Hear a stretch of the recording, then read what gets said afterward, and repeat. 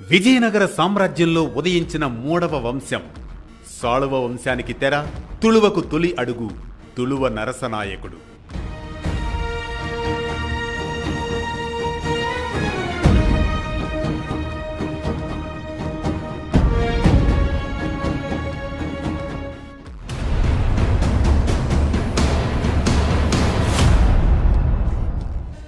అనగనగా అది 15వ శతాబ్దం చివరి కాలం.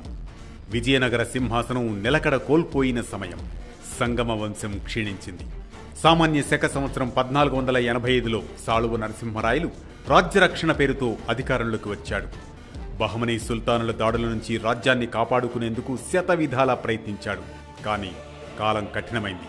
1491లో సాళువ నరసింహరాయల మరణంతో రాజ్యంలో అశాంతి చెలరేగింది.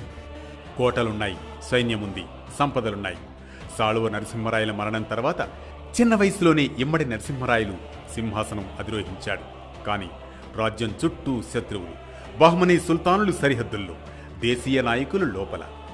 అప్పుడే రంగంలోకి వచ్చాడు సేనాధిపతి తుళువ నరసనాయకుడు. రాజ్యం రక్షణ పేరుతో అధికారాన్ని తన చేతుల్లోకి తీసుకున్నాడు.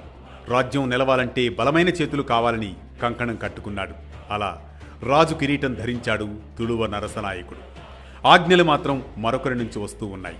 చివరకు ఇమ్మడి నరసింహరాయలు పెనుగొండ కోటకు తరలించబడ్డాడు. రాజుగా కాదు, బందీగా. ఇమ్మడి నరసింహరాయలు వేదనతో నా తండ్రి గెలిచిన రాజ్యమని, తనకు బందీనే మిగిల్చిందని ఆవేదన చెందుతాడు.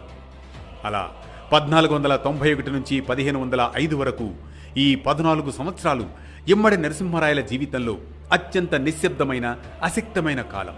రాజ్య నిర్ణయాలన్నీ తుళువ వంశం చేతుల్లోకి వెళ్ళిపోయాయి. సైన్యం ఆ తుళువ వంశాన్ని అనుసరించింది. కాలం మాత్రం క్రమంగా రాజును మరిచిపోయింది.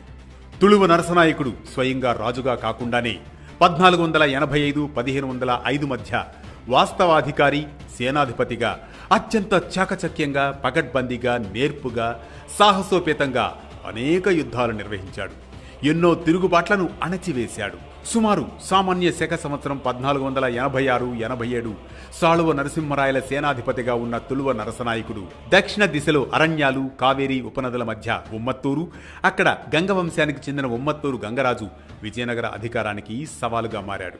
సాళువుల శక్తి క్షీణించింది, ఇక దక్షిణం మనదే అంటూ గంగరాజు గర్జించాడు. ఈ వార్త విజయనగర రాజధానికి చేరగానే సేనలన్నీ కదిలాయి. సేనాధిపతి తుళువ నరసనాయకుడు ప్రవేశించాడు రంగంలోకి.